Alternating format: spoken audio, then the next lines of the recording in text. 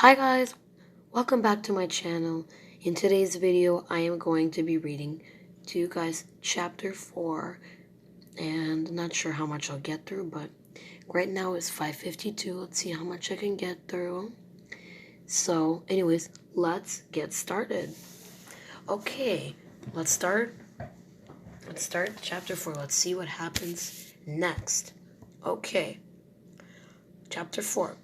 After lunch, Aunt Alice went back to the library, but Lila was done for the day. "Let's walk home through the park," she said. "It's cooler because of all the trees.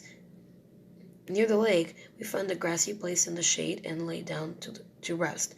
Both of us had eaten way too much French fries and were about to burst.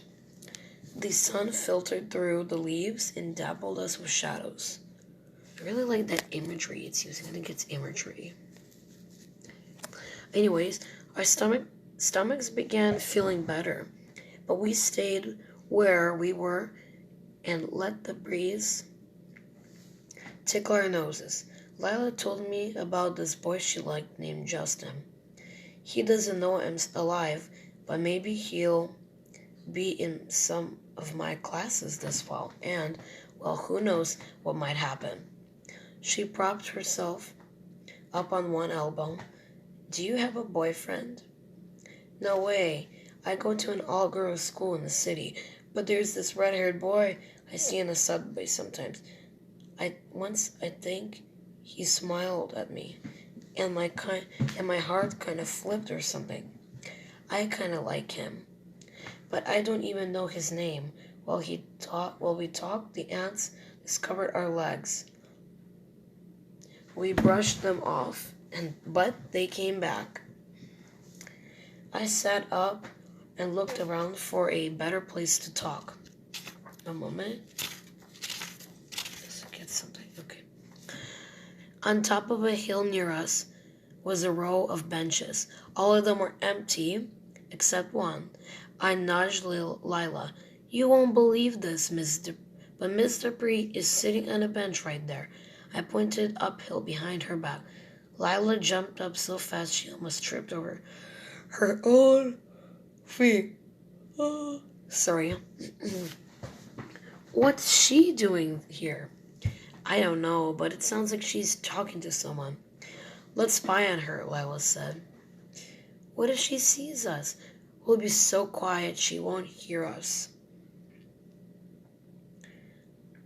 "She's probably half deaf anyway."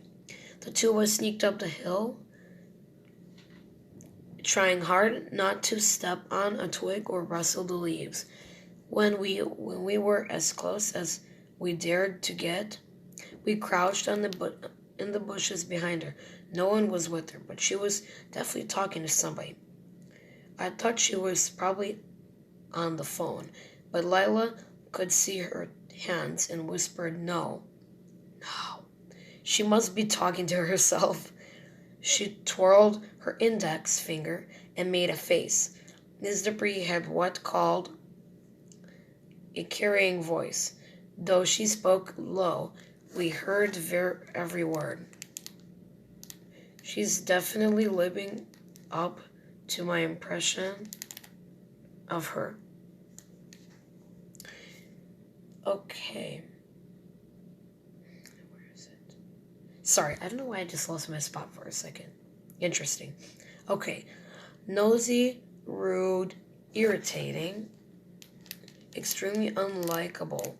She paused us as if waiting for an answer. Although no one else spoke, she went on. "Most likely we'll need to do something about her." Lila and I looked at each other. Who was she talking about? Lila mouthed. "The little cat?" Okay, next page.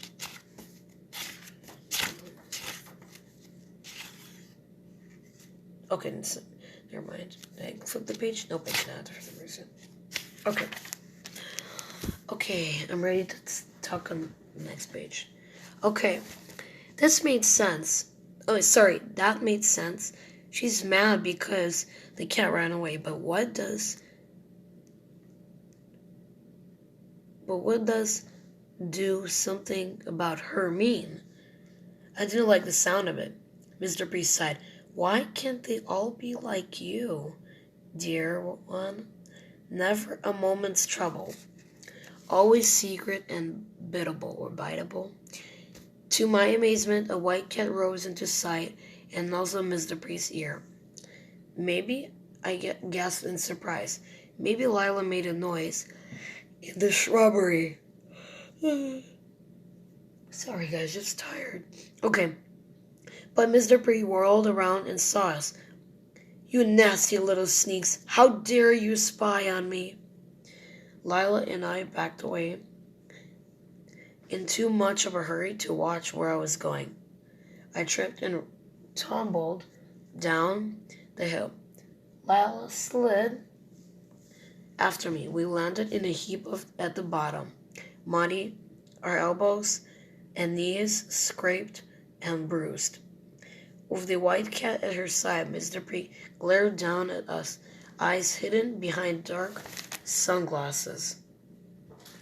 Her black flower dress swirled in a breeze, and her red scarf fluttered. I like that description. Okay, just a comment. Okay, a few stray hairs escaped her bun and flew in her face. Too bad you didn't break your neck, she said. Maybe next time you won't be so fortunate. Without another look at us, she walked away. The cat beside her, her tail waving like a plume. Oh yeah, it's a plume. Okay.